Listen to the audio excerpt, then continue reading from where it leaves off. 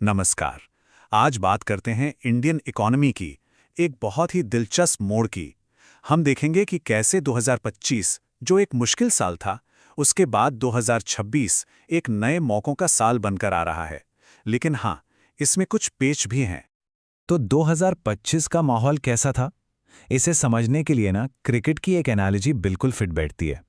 ये वो साल था जब इन्वेस्टर्स को डिफेंसिव खेलना पड़ा, एकदम उस बल्लेबाज की तरह जो एक मुश्किल पिच पर बस ये देख रहा है कि भाई किसी तरह विकेट बचा रहे जब तक कि मौसम थोड़ा ठीक ना हो जाए। तो चलिए थोड़ा और डीप में जाते हैं। आखिर स्टॉक मार्केट और इंटरनेशनल ट्रेड दोनों के लिए 2025 को इतना ओवरकास्ट या बादलों से घिरा साल क्यों कहा जा रहा था? अब देखिए, मजे की बात यह है कि ऊपर ऊपर से देखने पर 2025 ठीक ठाक लग रहा था। जो हेडलाइन नंबर्स थे वो एक अलग ही कहानी बता रहे थे, लेकिन असलियत तो कुछ और ही थी।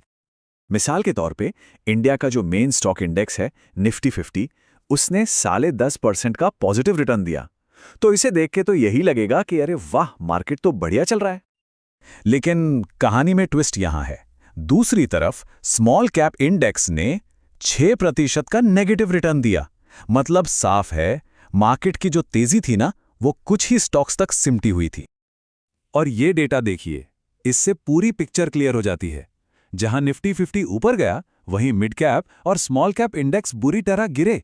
मतलब सारा का सारा फायदा बस कुछ गिनी चुनी बड़ी कंपनियों को हुआ, जबकि मार्केट का ज्यादातर हिस्सा तो स्ट्रगल ही कर रहा था। ये चार्ट तो और भी चौंकाने वाला है। देखिए, 2025 में 55% मिड कैप्स और सोचिए 66% स्मॉल कैप स्टॉक्स की वैल्यू असल में गिरी थी। तो इससे पता चलता है कि मार्केट अंदर से कितना कमजोर था। अच्छा, तो ये तो हुई स्टॉक मार्केट की बात। अब जरा इंटरनेशनल ट्रेड की तरफ भी नजर डालते हैं कि 2025 में वहां क्या चल रहा था। यहां जो देखने वाली बात है वो ये है कि हमारे एक्सपोर्ट्स तो लगभग फ्लैट रहे, मतलब उनमें कोई ग्रोथ नहीं हुई।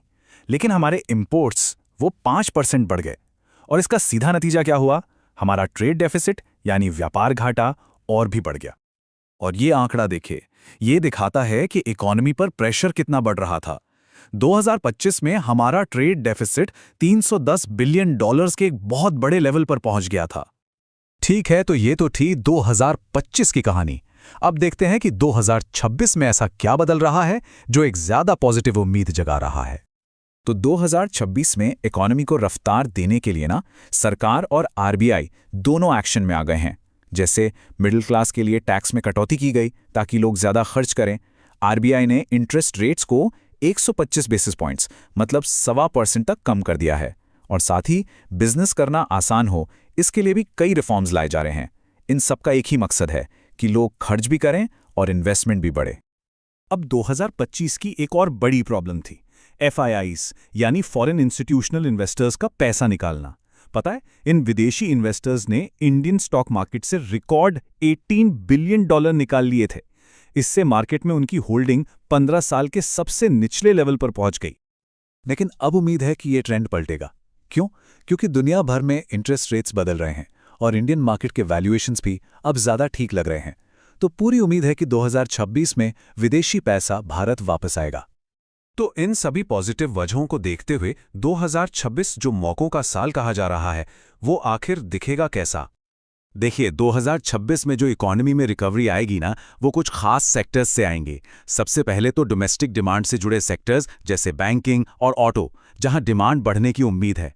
फिर आते हैं एक्सपोर्ट वाले पावर हाउस जैसे फार्मा, आईटी सर्विसेज। इनको चाइना +1 स्ट्रैटेजी का भी बहुत फायदा मिलने वाला है। मतलब अब दुनिया भर की कंपनियां सिर्फ चीन पर डिपेंड नहीं रहना चाहती, वो इंडिया जैसे ऑप्शंस भी देख रही हैं। लेकिन रुकिए, सब कुछ इतना आसान भी नहीं है। आगे का रास्ता चुनौतियों से भरा है। इंडिया एक ऐसे ग्लोबल माहौल में कदम रख रहा है जहां ट्रेड को लेकर काफी तनाव है और चीजें बिखरी हुई हैं। ये समझना बहुत जरूरी है कि ग्लोबल ट्रेड का पूरा तरीका ही बदल रहा है। अब फोकस सिर्फ इस बात पर नहीं है कि कितना ज्यादा माल बेचा जाए, बल्कि इस पर है कि सप्लाई चेन कितनी मजबूत है और अलग अलग देशों के टैरिफ यानी टैक्स नियमों से कैसे निपटा जाए। और इंडिया को इस नए माहौल में अडैप्ट करना होगा, जो कि अपने आप में एक बहुत बड़ा चैलेंज है। तो 2026 को लेकर जो अच्छी उम्मीदें हैं, उन पर कुछ बड़े बाहरी खतरों का साया भी है। जैसे एक डर है कि कहीं दुनिया भर में, खासकर अमेरिका में मंदी ना आ जाए। देशों के बीच जो ट्रेड को लेकर टेंशन चल रही है वो भी एक रिस्क है। और फिर जियोपॉलिटिकल टेंशन तो है ही, साथ ही चीन के साथ हमारा जो ट्रेड डेफिसिट $100 बिलियन से ज्यादा का हो गया है, वो भी एक बहुत बड़ी चिंता की बात है। और एक नया चैलेंज और आ गया है, इसका नाम है सीबैम। ये बेसिकली यूरोपियन यूनियन का लगाया हुआ एक कार्बन टैक्स है। 2026 से ये शुरू हो रहा है और इसका मतलब ये है कि इंडिया से यूरोप जाने वाले कुछ प्रोडक्ट्स पर ये टैक्स लगेगा। इससे हमारे एक्सपोर्टर्स के लिए कॉस्ट भी बढ़ेगी और रूल्स रेगुलेशंस भी। तो इन सब बातों को अगर हम जोड़कर देखें तो ये साफ है कि 2026 इंडियन इकोनॉमी के लिए एक बहुत ही क्रिटिकल मोड, एक इन्फ्लेक्शन पॉइंट होने वाला है। यहाँ एक बड़ी दिलचस्प बात है, आज मार्केट का जो सेंटिमेंट है ना, वो काफ़ी कुछ 2022 के आखिर जैसा है। वो भी एक सावधानी का दौर था, लेकिन उसके ठीक बाद मार्केट में एक ज़बरदस्त रिकवरी आई थी। तो हो सकता है कि इतिहास फिर से खुद को दोहराए। और सबसे बड़ी बात, एक्सपर्ट्स का अनुमान है कि 2026 में मार्केट 15 से 20% तक का रिटर्न दे सकता है। और ये अनुमान दो चीज़ों पर टिका है, एक तो कंपनियों की अर्निंग्स ग्रोथ और दूसरा FIIs के पैसे की वापसी। तो आखिर में एक ही बड़ा सवाल बचता है कि क्या इंडिया के जो अपने मजबूत डोमेस्टिक ड्राइवर्स हैं, वो दुनिया भर से आ रहे इन रिस्क्स पर भारी पड़ेंगे। 2026 की कहानी का जो भी नतीजा होगा, वो इसी सवाल के जवाब में छिपा है।